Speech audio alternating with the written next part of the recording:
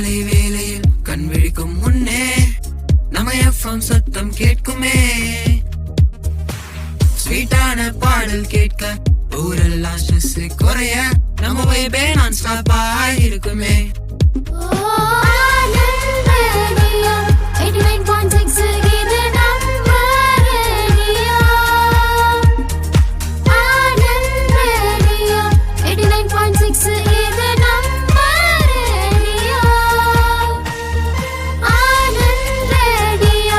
ஊரெல்லாம் கேட்க போறோம்,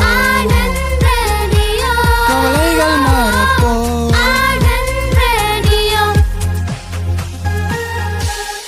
ஆனந்த் ரேடியோ 89.6 சமுதாய வானொலி. நம்ம ரேடியோ, இது நமக்கான ரேடியோ.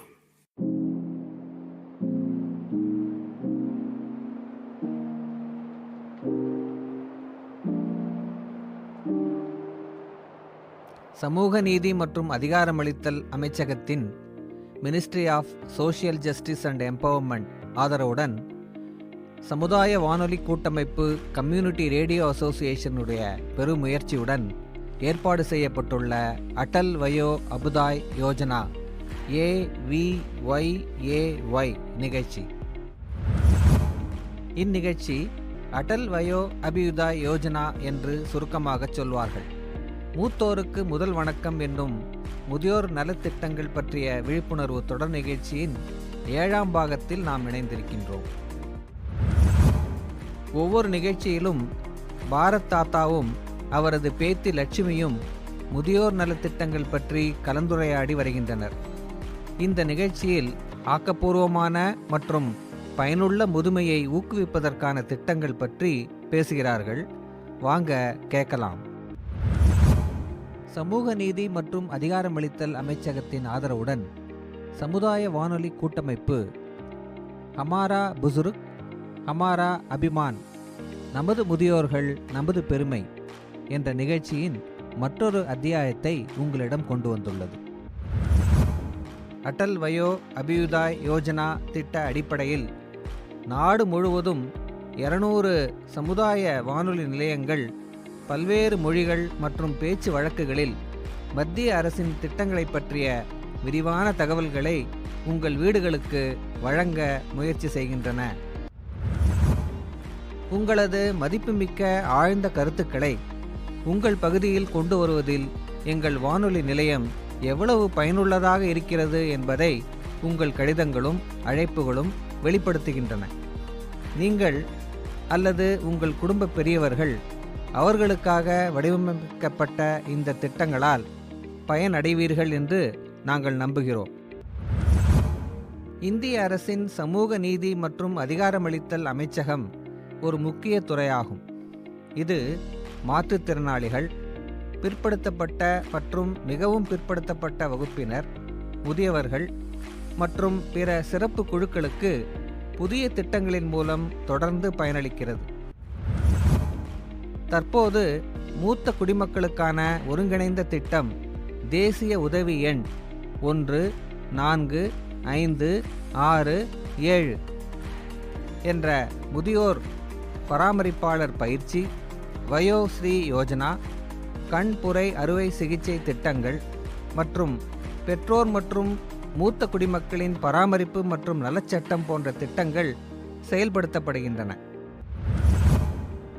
இந்த முன்முயற்சிகள் முதியோர்களுக்கு சமூக பாதுகாப்பு, சுகாதாரம் மற்றும் நிதி உதவி வழங்குவதை நோக்கமாக கொண்டுள்ளன. இருப்பினும் இந்த திட்டங்களின் பலன்களை முழுமையாக பெற மூத்த குடிமக்கள் சுறுசுறுப்பாகவும் ஈடுபாட்டுடனும் இருப்பது அவசியம். எப்படி? சரி, இன்று பாரத் தாத்தாவும் பேத்தி லட்சுமியும் இந்த திட்டங்களை பற்றி விவாதிப்பதற்கு தயாராக இருக்கிறார்கள். அது மட்டுமல்லாமல் வயதான காலத்தில் சுறுசுறுப்பான வாழ்க்கை முறையை பேணுவதற்கான உதவி குறிப்புகளையும் பகிர்ந்து கொள்ள இங்கு வந்துள்ளனர்.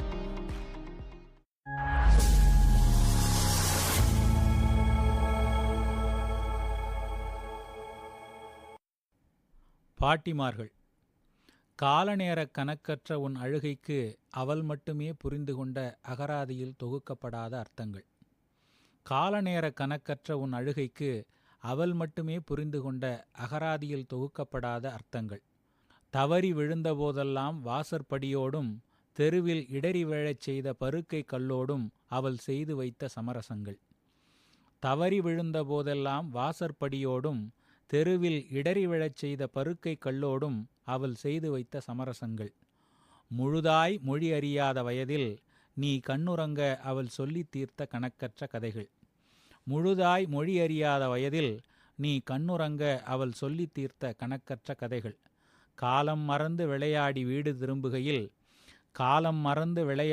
திரும்புகையில் உன் வருகை எதிர்பார்த்து ஏங்கிக் கிடந்த பார்வைகள். உன் பசி தீராமல் தன் பசி அடங்காதவள். வலிகளை, துன்பங்களை, வாழ்நாளை மாற்றிக்கொள்ள வகை செய்து இயற்கை படைத்திருந்தாள்.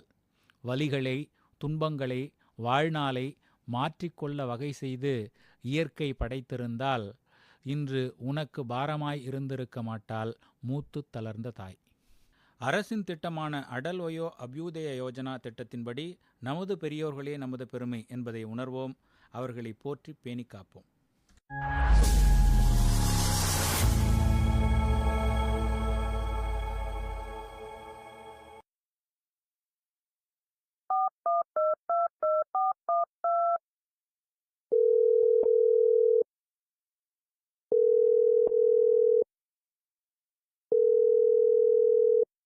என்ன நடக்குது? நானும் காலையில இருந்து ஃபோன் பண்ணிட்டு இருக்கேன். ஆனா யாருமே எனக்கு பதில் கொடுக்க மாட்றாங்க. அம்மா, தாத்தாக்கு ஏதோ பிரச்சனை போல இருக்கு.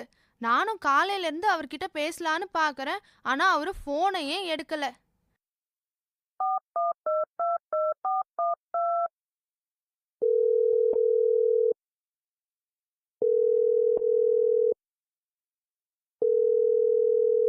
ஹலோ ஹலோ தாத்தா. சொல்லுமா, என்ன விஷயம்? என்ன தாத்தா, காலையில இருந்து எத்தனை தடவை உங்களுக்கு ஃபோன் பண்றது? எங்க இருக்கீங்க? நீங்க சரியா தானே இருக்கீங்க? எதுவும் பிரச்சனைனா இல்லையே? உங்க உடம்பு நல்லா தானே இருக்கு? தாத்தா, ஏதாவது பதில் பேசுங்க. நீ வேகமா பேசுறத நிறுத்திட்டு மெதுவா பேசினாதான் என்னால புரிஞ்சுக்கிட்டு பதில் அளிக்க முடியும். ஏன் இப்படி கேலி பண்றீங்க தாத்தா? நான் உங்களை பத்தி எவ்வளவு கவலைப்பட்டேன் தெரியுமா காலையில இருந்து? பாருமா, நான் நல்லா தான் இருக்கேன். நான் எப்படி அதை பாக்குறது? ஒரு நிமிஷம் இருங்க, நான் உங்களுக்கு வீடியோ கால் பண்றேன். வீடியோ கால் இல்லாமலேயே நீ என்ன பார்க்கலாமே. அது எப்படி தாத்தா? ஏதாவது புதிய கண்டுபிடிப்பு இருக்கா என்ன இதுக்கெல்லாம்? புதுசெல்லாம் இல்லம்மா, இது பல நூற்றாண்டுகள் இதுக்கு முன்ன மக்கள் பயன்படுத்தினாங்க. இப்ப அதோட பயன்பாடு மக்களிடமும் அதிகமா இல்லை. நீங்க மாறவே மாட்டீங்களா தாத்தா? நீங்க எப்பவுமே எல்லாத்தையும் ஒரு புதிராவே மாத்துறீங்க. அப்படின்னா இந்த புதிரை நம்ம 2 பேருமே ஒன்னாவே தீர்த்துக்கலாமா? தாத்தா, நீங்களா இது? என்னம்மா ஆச்சரியமா இருக்கே. சரி சரி, இதனால தான் காலையில இருந்து நீங்க எனக்கு போனை எடுக்கவே இல்லையா? வேற என்னம்மா, நீதான் எப்போதுமே எதிர்பாராத விதமா என்னை ஆச்சரியப்படுத்துவ. அதனால தான் இன்னைக்கு நான் உனக்கு ஒரு ஆச்சரியத்தை கொடுக்க நினைச்சேன். உங்களோட முழங்கால் வலியும் உயர் ரத்த அழுத்தமும் இப்ப எப்படி இருக்கு தாத்தா? சரிதாம்மா, இந்த உடம்பு எலும்பாலையும் சதையாலையும் ஆனது. அப்பப்போ ஏதாவது உடலுக்கு முடியலையோ இல்லை ஏதாவது காயப்படும். அதனால என் பேத்தி ஆச்சரியப்படுத்தக்கூடாதுன்னு ஏதாவது இருக்கா என்ன? நீங்க இவ்ளோ உற்சாகத்தோட இருக்கிறதே எனக்கு ரொம்ப பிடிச்சிருக்கு தாத்தா. ஆனா நீங்க உங்க ஆரோக்கியத்தையும் கவனத்துக்கு கொண்டு வரணும்னு நான் கேக்குறேன். அரசு இதை கவனிக்கலையா? அரசாங்கமா? அது எப்படி? அதுதான் மந்திர எண். மறுபடியும் நீங்க புதிராவே சொல்றீங்க தாத்தா. 145667 என்ற உதவி எண்ணை பத்தி சொன்னதே எனக்கு நீதான். நீ மறந்துட்டியா என்ன? அந்த எண்ணுக்கு அழைச்சா தேசிய மூத்த மக்களுக்கான சுகாதார திட்டம் பத்தி முழுமையான விவரங்களை தெரிஞ்சுக்கலாம். ரொம்ப நல்லது தாத்தா, உங்களோட செயல் எனக்கு ரொம்ப மகிழ்ச்சியை கொடுக்குது. அந்த அழைப்பின் மூலமா தேசிய மூத்த குடிமக்கள் சுகாதார திட்டத்தை பற்றி நான் தெரிஞ்சுக்கிட்டேன். உடனே எனது நண்பர்கள் எல்லோரிடமும் அந்த தகவலை பகிர்ந்து கொண்டேன். ஆஹா தாத்தா, உங்கள் விழிப்புணர்ச்சி எங்கள் தலைமுறைக்கு ஒரு தாழ்வு மனப்பான்மையே ஏற்படுத்தக்கூடும் போலையே. உங்களையெல்லாம் பார்க்கும்போது எனக்கு மகிழ்ச்சியா இருக்கு. உங்க வயசுல எங்களுக்கு அந்த அளவு அறிவு இல்லை. அதே மாதிரி பல வேலைகளையும் நாங்க கையாளவும் இல்லை. காலத்துக்கேற்ப நம்மள நாமளே மாத்திக்கிட்டு இருக்கணும் தாத்தா. சரியாதான் சொன்னேன். அதனால தான் என்ன நானே மாத்திக்க வந்திருக்கேன். நான் மத்தவங்களையும் தொலைபேசி மூலமா அழைக்கிறேன். அதுக்கப்புறம் நீங்க உங்க மென்பொருள் பயிற்சியை தொடங்குங்க. அதுவரை நீங்க ஏன் கொஞ்சம் ஓய்வு எடுக்க கூடாது? ஓய்வு எடுக்கணுமா? யாருக்கு தேவை ஓய்வு? நான் 3 மணி நேரமா கார்லயே தான் உட்கார்ந்துட்டு இருக்கேன். நான் இங்க ஓடியது போல இல்லையே. உங்களை நம்பவே முடியல தாத்தா. இந்த வயசுலயும் இவ்வளவு சுறுசுறுப்பா மத்தவங்களுக்கு ஒரு நல்ல எடுத்துக்காட்டா இருக்கீங்க. நீங்க மறுபடியும் வேலை செய்ய புதிய கணினி மென்பொருளை கத்துக்கிட்டு இருக்கீங்கன்னு நான் என்னோட நண்பர்கிட்டலாம் சொன்னேன். அவங்க கிட்ட சொன்னபோது அவங்க மிகவும் மகிழ்ச்சி அடைந்தாங்க. அதை பத்தி உங்களுக்கு தெரியுமா? நான் தான் மகிழ்ச்சியா இருக்கிற லக்ஷ்மி. என்னோட வேலையில இருந்து ஓய்வு பெற்ற 4 வருடங்களுக்கு பிறகு மீண்டும் பணியை தொடங்குவது ஒரு புதிய கதையோட தொடக்கமா நான் உணர்கிறேன். தாத்தா, நீங்க உங்க பணியில இருந்து தான் ஓய்வு பெற்றீங்க, வேலையில இருந்து இல்ல. நீங்க தான் எப்பவுமே வேலை செஞ்சுட்டே தானே இருக்கீங்க. ஆமாம்மா, குழந்தைகளுக்கு ஒரு நாளைக்கு 1 மணி நேரம் அல்லது 2 மணி நேரம் மட்டும்தான் கற்றுக் கொடுப்பேன். மீதி நாள் முழுக்க சும்மா தான் உட்கார்ந்துக்கிட்டு இருப்பேன். இப்படிப்பட்ட வேலைகளெல்லாம் என்ன பயன் இருக்கு? அதுதான் தாத்தா எல்லாம். அதனால தான் நான் உன்னை ஆச்சரியப்படுத்துறதுக்காக இங்க வந்திருக்கேன். இல்ல தாத்தா, நீங்க புதிய மென்பொருளை கத்துக்கிறதுக்காக வந்திருக்கீங்க.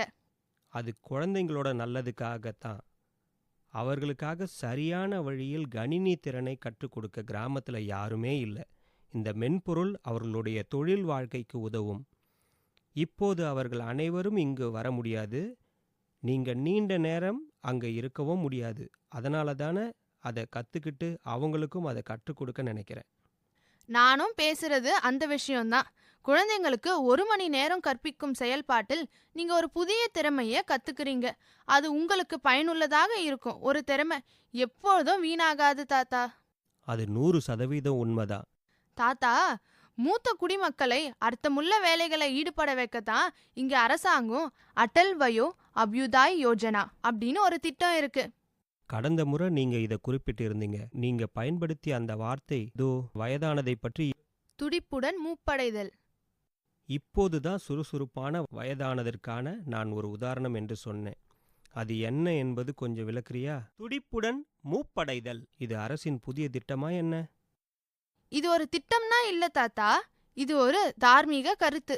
எங்களை போன்றவர்கள் முடிந்தவரை சுறுசுறுப்பா இருக்க வேண்டும் என்று அரசாங்கம் விரும்புகிறது இல்லையா? சரியா சொன்னீங்க.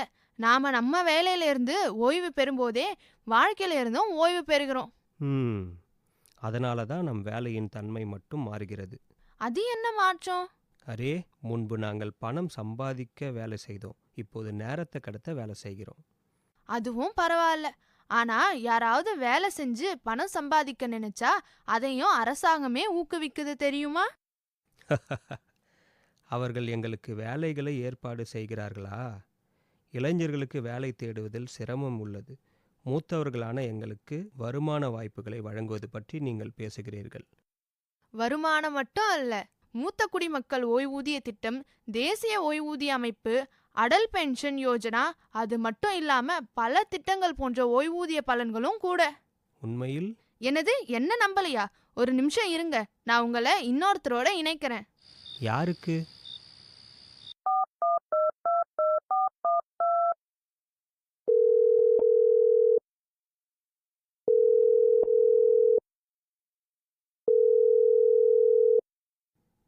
வணக்கம் சார், நான் லக்ஷ்மி பேசுறேன். நான் உங்ககிட்ட என்னோட தாத்தா பாரத் பத்தி சொல்லி இருந்தேன் இல்லையா முன்னாடியே? எஸ். அவரும் நம்மளோட தொடர்புல தான் இருக்காரு. அவருக்கு உங்ககிட்ட சில கேள்விகள் கேட்கணும்னு நினைக்கிறாரு. அதனால தான் நான் உங்களை இந்த தொலைபேசி மூலமா இணைச்சிருக்கேன். அவரை உங்ககிட்ட பேச அனுமதிக்கிறேன் சார். யார் இந்த என்ன வேலை சொல்ல வேண்டும்? இது அடல் வயோ அபுதாய யோஜனா திட்ட அதிகாரி. உங்களுக்கு எல்லா கேள்விகளுக்கும் அவரிடத்துல பதில் இருக்கு. போய் பேசுங்க தாத்தா. அரே, ஆமா சார், நான் பாரத் பேசுறேன். ஆமா, நான் ஆக்டிவ் ஏஜிங் பற்றி கேட்கிறேன். எங்களை போன்ற மூத்த குடிமக்களுக்கு அரசு வேலை வழங்குகிறது என்று லக்ஷ்மி குறிப்பிட்டார். ஆமாம். இந்த நேரத்தில் அதிகாரி பாரத் தாத்தா கிட்ட முதியோர்களுக்கான அரசு வழங்கும் திட்டத்தை பற்றி எல்லாம் விரிவாக சொல்லிட்டு இருக்காங்க. ஆக்டிவ் ஏஜினிங் அப்படின்னா துடிப்புடன் மூப்படைதல் அப்படின்னு அர்த்தம். ஆக்கப்பூர்வமான மற்றும் பயனுள்ள முதுமையை ஊக்குவிப்பதற்கான திட்டங்கள், சுறுசுறுப்பான மதிப்புமிக்க செயல்பாடுகளை தொடரும் செயல்முறையை விவரிக்கும் ஒரு கருத்தாகும். அடல் வயோ அபிதா யோஜனா இந்திய அரசின் மூத்த குடிமக்கள் நலனுக்காக தொடங்கிய ஒரு திட்டமாகும். இந்த திட்டம் மூத்த குடிமக்களின் வாழ்க்கை தரத்தை மேம்படுத்துவதற்காக பல்வேறு சேவைகளையும் ஆதரவுகளையும் வழங்குகிறது. திட்டத்தின் முக்கிய அம்சங்களா உறுதி மற்றும் பாதுகாப்பு பற்றி பார்க்கலாம். இது அவர்களின் உடல் ஆரோக்கியத்தையும் மனநலத்தையும் சமூக பங்களிப்பையும் மேம்படுத்துதலை குறிக்கிறது.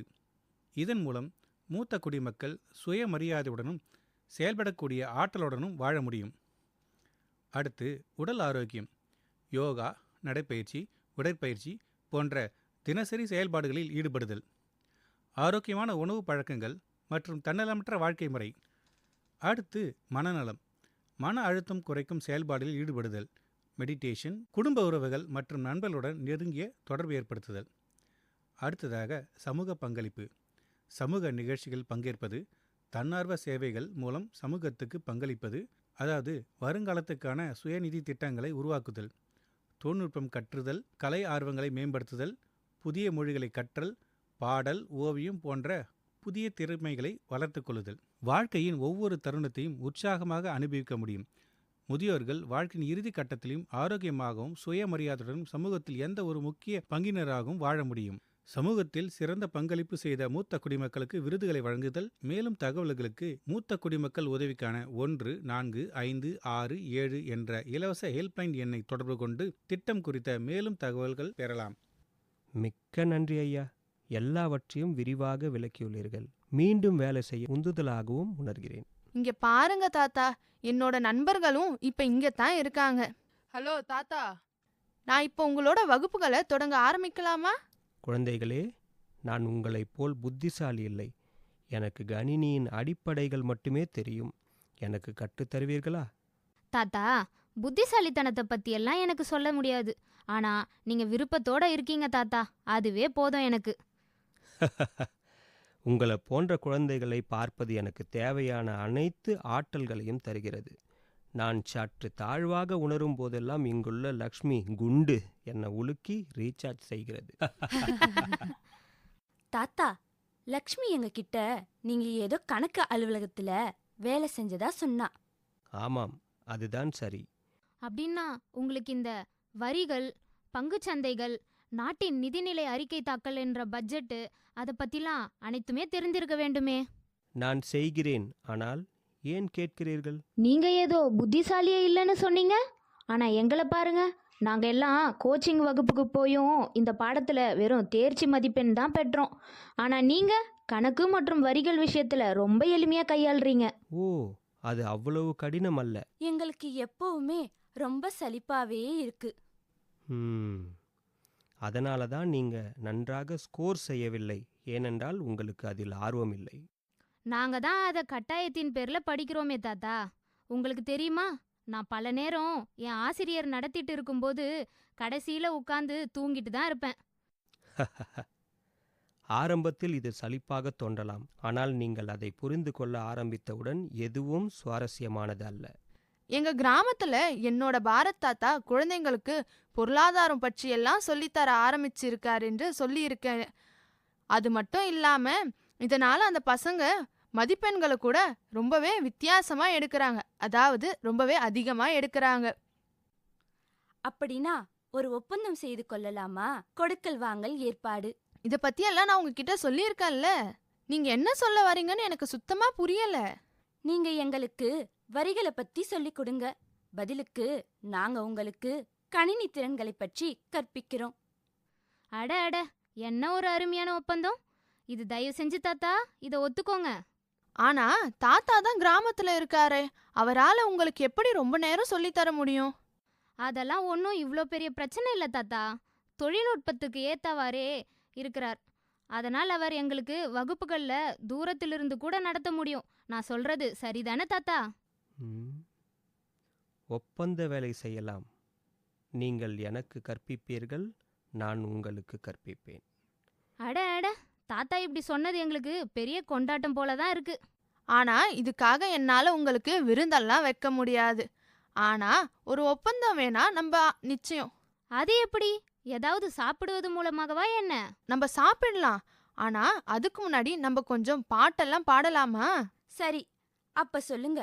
நான் இப்போ எந்த பாட்டு உங்களுக்கு கேட்கறதுக்கு வைக்கட்டும்? பாட்டை கேட்கலாம் போடுறதில்ல, நம்மளே பாட போறோம். என்னது, பாட போறீங்களா? யாரு பாட போறா? நீ மட்டும் பாட்டு பாடுனா நாங்க எல்லாம் எங்க காது மூடிக்குவோம். லக்ஷ்மி, நீ கொஞ்சம் பாடேன். லக்ஷ்மி நல்லா தான் பாடுவேன், ஆனா என்னோட தாத்தா அதை விட சூப்பரா பாடுவாரு தெரியுமா? ஐயோ, நான் ஒரு காலத்தில் கிராமத்து குழுவுடன் பாடுவேன். இப்போது அவ்வளவா இல்லை. தயவு செஞ்சு பாடுங்க தாத்தா. உண்மையான கிராம இசை பாடெல்லாம் நேர்ல கேட்க வாய்ப்பு கிடைக்குமா என்ன? சரி சரி. தாத்தா, நாங்க லக்ஷ்மியோட ஃப்ரெண்ட் மட்டும் கிடையாது. உங்களுக்கும் இப்போ ஒரு ஆசிரியர். அதனால நாங்க சொல்றத நீங்க கேட்கணும். யாரோ உள்ள இருந்து தோலை கொண்டு வா. லக்ஷ்மி, நீ எனக்கு உதவுகிறாயா இல்லையா? சரிங்க தாத்தா. ஒரு ஊருல ஒரே ஒரு கிழவன், அவன் உருவம் உடஞ்ச பாதி வலவி. ஒரு ஊருல ஒரே ஒரு கிழவன், அவன் உருவம் உடஞ்ச பாதி வலவி. வெத்தலை போட்ட வாயு காவிய உடுத்தோம், வெத்தலை போட்ட வாயு காவிய உடுத்தோம். அவன் துப்பிய இடமெல்லாம் ஓவியம் கிடக்கும், அவன் துப்பிய இடமெல்லாம் ஓவியம் கிடக்கும். ஒரு ஊருல ஒரே ஒரு கிழவன், ஒரு ஊருல ஒரே ஒரு கிழவன், அவன் உருவம் உடஞ்ச பாதி வலவி. அட அட, பாட்டும் பாடி சொல்லி கொடுக்குற மாதிரியெல்லாம் ஆசிரியர்கள் எங்களுக்கு கிடைச்சா வாழ்க்கையில நாங்க ரொம்ப ரொம்ப உயர்ந்து போலாம்ல. இப்போ நீங்களும் எங்களுக்கு ஒரு ஆசிரியர் தான். தாத்தாவுக்கு பாடும்போதும் வேடிக்கையா இருக்கும்போதும் கத்துக் கொடுக்கணும். ஒருவேளை பாடுவது மற்றும் நடனமாடாமல் இருக்கலாம். அதனால் நான் உங்களுக்கு கதை மூலம் கற்பிக்க முடியும். ஆஹா, இன்னிக்கே இந்த வகுப்பு ஆரம்பிக்கலாமா? ஆமா தாத்தா, தயவு செஞ்சு ஆரம்பிங்க. சரி சரி, கவனமாக கேளுங்கள். ஒரு கிராமத்தில் ஒரு வயசான அம்மா இருந்தாங்க. அவங்களுக்கு 2 குழந்தைங்க. அதில் பெரிய பையன் இறந்துட்டாரு. அதுக்கப்புறம் சின்ன பையன் வாழ்வாதாரத்தை தேடி பட்டணத்துக்கு போயிடுறாரு. போனதுக்கு அப்புறம் அவங்க அம்மா மட்டும் தனியாக இருக்காங்க. பையன் பட்டணத்துக்கு போன கொஞ்ச நாள்லேயே ஒரு நாள் இரவு முன்பின்னே தெரியாத ஒருத்தர் வீட்டுக்கு வராரு. அந்த அம்மா வீட்டு வாசல்ல வந்து கதவை தட்டி அன்னைக்கு இரவு மட்டும் தங்கிக்கிறதுக்கு இடம் கிடைக்குமான்னு கேட்குறாரு. அந்த அம்மாவும் சரி வாங்க தங்கிக்கங்க அப்படின்னு சொல்கிறாங்க. அன்னைக்கு இரவு அவங்களுக்கு தேவையான சாப்பாடு, இடம் எல்லாத்தையும் அந்த அம்மா கொடுக்குறாங்க. பேசிட்டு இருக்கும்போது அந்த அம்மா, நீங்கள் எங்கே இருந்து வரீங்க அப்படின்னு கேட்கும்போது அவர், நான் எந்த ஊர்ல இருந்தும் வரல, நான் வெளி உலகத்துல இருந்து வரேன் அப்படின்னு சொல்கிறாரு. அந்த வெளி உலகம் எங்கே இருக்கு? வெளி உலகம் அப்படின்னா அந்த அம்மாவை பொறுத்த வரைக்கும் கடவுள் இருக்கிற இடம். அதனால் கடவுள்கிட்ட இருந்து வந்திருக்கிற தூதுவனா இருக்குமோ, நம்ம பையனை பற்றி ஏதோன்னு சொல்ல வந்திருக்கிறாரோ அப்படின்ற எண்ணம் அவங்களுக்கு வருது. அதனால் தன்னோட பையன் எப்படி இருக்கான் அப்படின்னு தெரிஞ்சுக்கிறதுக்காக அவங்க என்ன பண்ணுறாங்கன்னா, வந்திருப்பவர்கிட்ட என்னோட பையன் நீங்கள் பார்த்தீங்களா, அவனும் கடவுள்கிட்ட இருக்கிறான்னு நான் நினைக்கிறேன், அவனை என்னைக்காவது பார்த்தீங்களா அப்படின்னு கேட்கும்போதே அவர் என்ன சொல்கிறாருன்னா, உங்கள் பையனுக்காகத்தான் நான் வந்தேன், உங்கள் பையனும் நானும் ஒரே இடத்துல தான் இருக்கோம், உங்கள் பையன் கடவுளோட அன்னப்பறவைகள் எல்லாம் மேய்க்கிற வேலையில் இருக்காரு, அந்த அன்னப்பறவைகள் எல்லாம் சொல்கிற பேச்சை கேட்கவே கேட்காது, எதனா ஒரு முள்புதருக்குள்ளே போய் ஒளிஞ்சுக்கிட்டு இருக்கும், அதை தேடி பிடிச்சிட்டு வர இவன் ரொம்ப கஷ்டப்படுறான், அதனால் அவனுடைய துணியெல்லாம் கிழிஞ்சு போயிடுச்சு, அதனால் அவனுக்கு புது துணி எடுத்துகிட்டு போகணும், வேற துணி செருப்பு எல்லாம் வாங்கிறதுக்கு அவனுக்கு கொஞ்சம் பணம் தேவைப்படுது, அதனால் அந்த பணத்துக்காகத்தான் நான் இங்கே வந்தேன் அப்படின்னு சொல்கிறாரு. இதை கேட்ட உடனே அவங்க அம்மா ரொம்ப வருத்தப்பட்டு அழுதுடுறாங்க. நம்ம பையனுக்கு உதவும் என்பதற்காக அவங்க கிட்ட இருக்கிற துணி காசு எல்லாத்தையுமே கொடுக்குறாங்க. அடுத்த நாள் காலையில் கொடுத்தது எல்லாத்தையுமே வாங்கிட்டு போயிட்டு வரேன்னு சொல்லிட்டு போகிறாரு. அவர் போன 2 நாளில் பட்டணத்துக்கு போன பையன் திரும்பி வரான். திரும்பி வந்து அவன் சாப்பிட்டுக்கிட்டு இருக்கும்போது அவங்க அம்மா வந்து, இது மாதிரி ஒரு விஷயம் நடந்தது, உன்னுடைய அண்ணன் கிட்ட இருந்து ஒருத்தர் வந்தார், அண்ணனுக்கு பணம் துணி எல்லாம் தேவைப்படுதுன்னு கேட்டதுக்கு கொடுத்தும் அனுப்பியிருக்கேன். அதை கேட்டதும் அந்த பையனுக்கு கோவமா வருது. கோவத்தில் அம்மாவை திட்டுறாங்க. கொஞ்சமாவது உனக்கு அறிவு இருக்கா? செத்து போனவங்க எப்படி திரும்பி வருவாங்க? செத்து போன உன்னோட பையன் வந்திருக்கான்னு சொல்லி துணியெல்லாம் கொடுத்து ஏமாந்துட்டியே அப்படின்னு கேட்குறாரு. இப்படியே நீ பண்ணிட்டு இருந்தனா நான் சம்பாதித்தது எல்லாம் நீ செலவு பண்ணுவேன்னு சொல்றாரு. யார்கிட்டையாவது இப்படி பண்ணி ஏமாந்துடுவ, நான் கடங்காரனா மாறிடுவேன். அதனால நான் ஊருக்கே போயிடுறேன், பட்டணத்துக்கே போயிடுறேன். இனிமேல் என்னை கூப்பிடாத அப்படின்னு சொல்லிட்டு கோபத்தில் கிளம்புறார். அந்த அம்மா ரொம்ப வருத்தப்பட்டு, உண்மைதாமா, ஒரு அம்மா மனசுலேருந்து பார்க்கும்போது பையனை பற்றி கேட்கும்போது ரொம்ப மனசு கஷ்டமாக போயிடுச்சு. அது அம்மா பாசத்தில் பண்ண தவறு, என்னை மன்னிச்சிடு, இதுக்கு அப்புறம் பண்ண மாட்டேன் அப்படின்னு சொல்கிறாங்க. இந்த உலகத்தில் இருக்கிற பாதி பேர் இப்படி தான் இருக்காங்க, முட்டாள்களாக தான் இருக்காங்க. ஏன் இப்படி பண்ணுறீங்க அப்படின்னு திரும்பியும் அவன் திட்டுறான். அவங்க அம்மா இதுக்கு அப்புறம் இந்த மாதிரியெல்லாம் நடக்காது அப்படின்னு சொல்லும்போது அவன் திட்டிக்கிட்டே போயிட்டு இருக்கான். கிளம்பி போகும்போது, உன்னை விட பெரிய முட்டாளை பார்த்தா நான் திரும்பி வரேன் அப்படின்னு சொல்லிட்டு அவன் போய் விடுகிறான். போகிற வழியில் ஒரு ஜமீன்தார் வீட்டை அவன் பார்க்குறான். அந்த வீட்டுக்கு வெளியில் நிறைய ஆடுகள் நிற்குது. திடீர்னு அவன் ஏதோ யோசனை வந்து ஆட்டுக்கு முன்னாடி போய் நின்று பேசுகிறான். அவன் உக்காந்து பேசிக்கிட்டு இருக்கிறத மாடியிலிருந்து ஜமீன்தாரோட மனைவி வந்து ஜன்னல் வழியாக பார்க்குறாங்க. பார்த்துட்டு, வேலைக்காரியை என்னன்னு பார்த்துட்டு வா அப்படின்னு அனுப்பி வைக்கிறாங்க. இவன் கிட்ட வந்து, நீங்கள் என்ன பண்ணிக்கிட்டு இருக்கீங்க அப்படின்னு கேட்கும்போது, அவன் இது என்னோட இறந்து போன மனைவியோட தங்கச்சி அப்படின்னு சொல்கிறான். என்னோட மனைவி வந்து ரொம்ப முடியாமல் இருக்காங்க, அவங்க கடைசியாக அவங்க தங்கச்சியை பார்க்கணுன்னு சொன்னதால் நான் தேடி வந்தேன். இங்கே வந்தபோது தான் நான் கண்டுபிடிச்சேன். அதனால் அவங்களோட தங்கச்சி கூட்டிட்டு போகத்தான் நான் காத்துக்கிட்டு இருக்கேன். அதனை கேட்கும்போது அவன் ஒரு பைத்தியக்காரன் நினச்சிட்டு அவனை அனுப்புறதுக்காக பார்க்குறாங்க. ஆனால் அவர் இல்லை, இது அவரோட மனைவியோட தங்கச்சி தான் அப்படின்னு சொல்லிட்டு அழறாரு. அந்த வேலைக்காரி உள்ளே போய் ஜமீன்தார் மனைவி கிட்ட சொல்கிறாங்க. அவங்க முதல்ல விஷயத்தை கேட்டதும் முதல்ல சிரிக்கிறாங்க. அதுக்கு பிறகு அவள் அழுவுறதை பார்த்துட்டு மனசு கேட்காம அவரிடம் வந்து என்னன்னு கேட்க அவர் விஷயத்தை சொல்கிறாரு.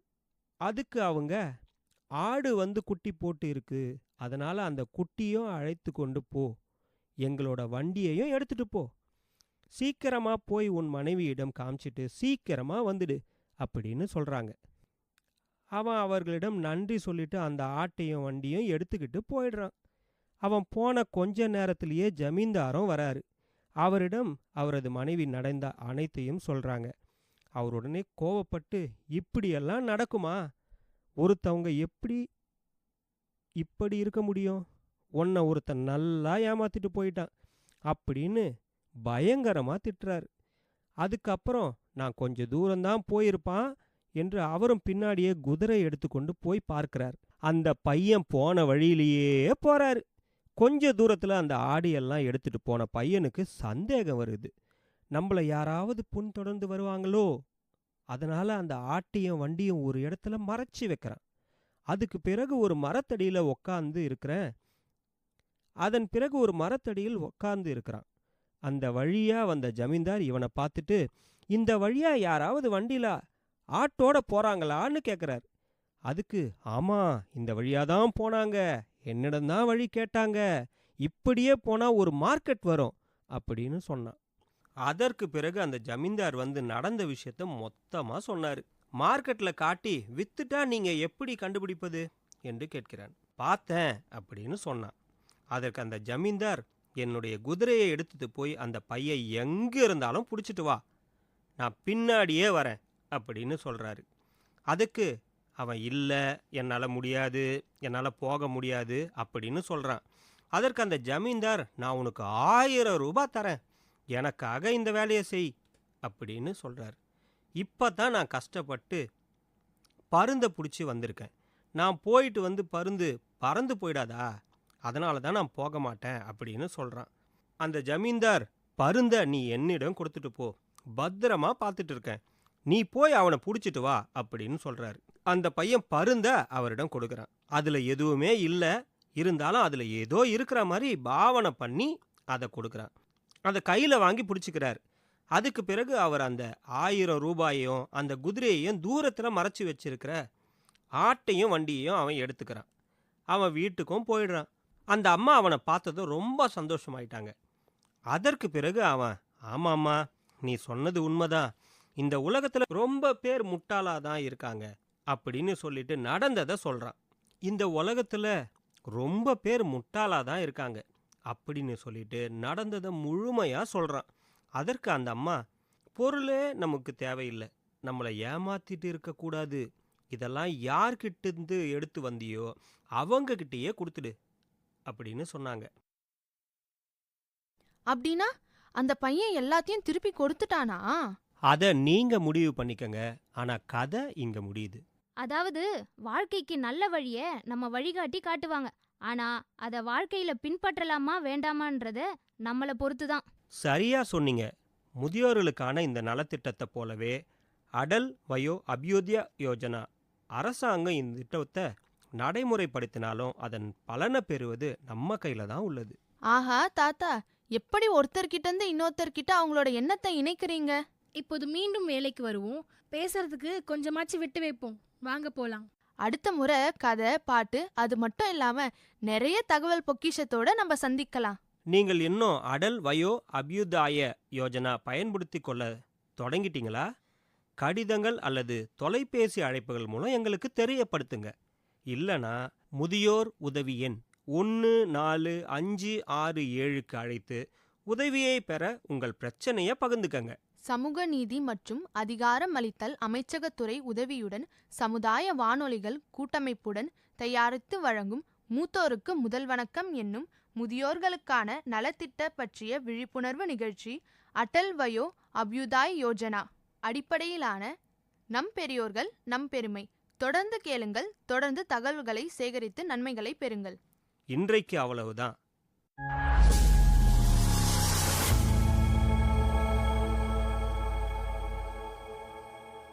முதுமை போற்றுவோம்.